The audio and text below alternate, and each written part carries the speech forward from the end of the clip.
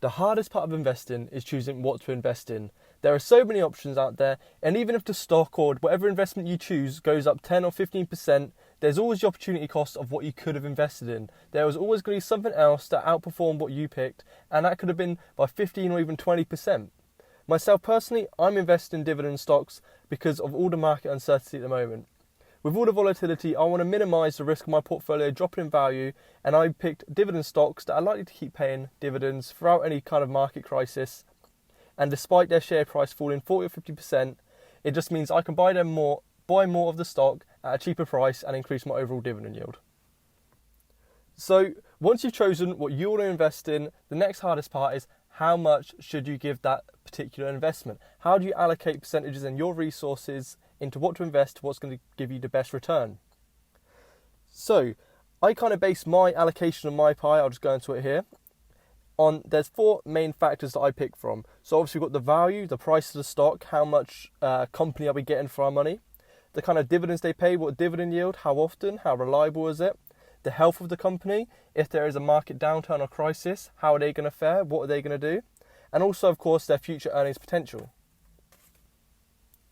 So with that said, I believe the most important factor to consider when allocating your resources is the value, the price of that particular investment for what you're getting for your money.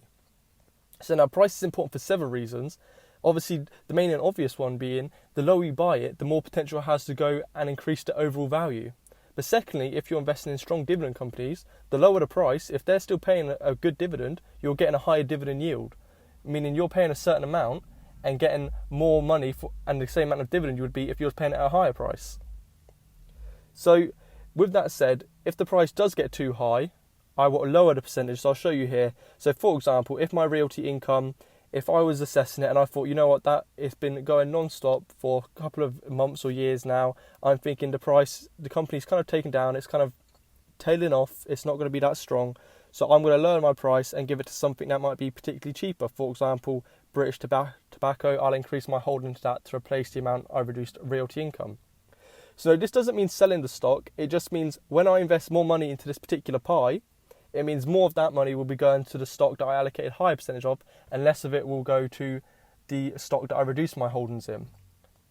So this kind of is a form of rebalancing, but it's not rebalancing entirely, because I'm not selling off my my realty income in this example to buy more of a cheaper stock. So I still want to have that value of what I have built up to continue to receive them dividends. So that's the main factor, is price. So other important factors to consider when looking at building your portfolio and allocating your resources is the health and future earnings potential of a company.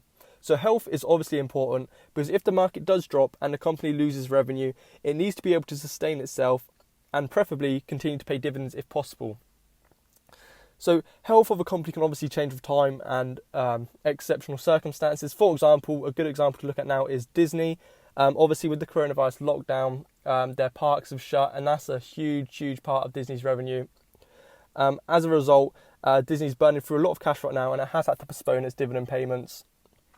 But equally with health, you also need to look at the future earnings potential. And obviously when the lockdowns eases and the parks start to open again, Disney will get that revenue in, they will start paying dividends again. And I think when that all does happen, the price will shoot up. I think it's quite a fair value at the moment, which is why I'm still investing in it despite it not paying dividends, as I do see in the near 2 to 3 years, they will be able to start paying dividends again and get back up and running.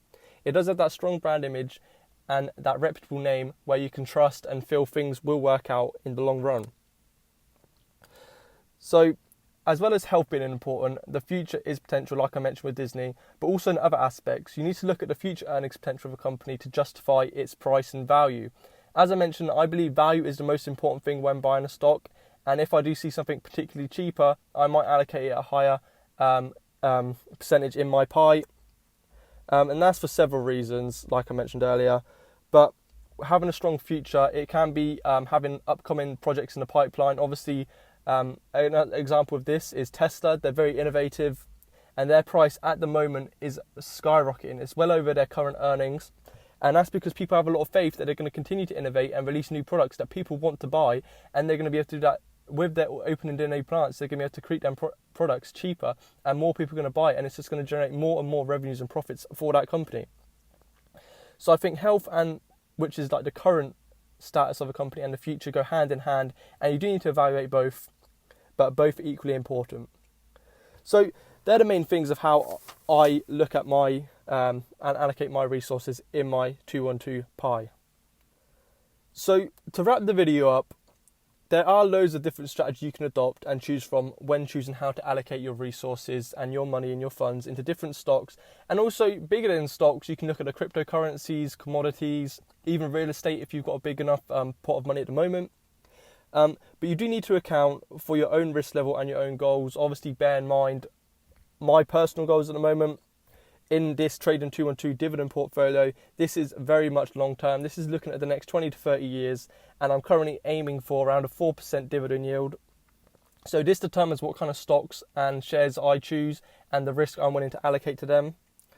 So do bear that in mind. This video isn't financial advice. Obviously, I'm still just a beginner and I'm very much learning. I just wanted to share kind of my strategy and what I'm doing. So do let me know in the comment section below what kind of strategy you're adopting, and if you're even using Trading 212's or Invest in Pies feature.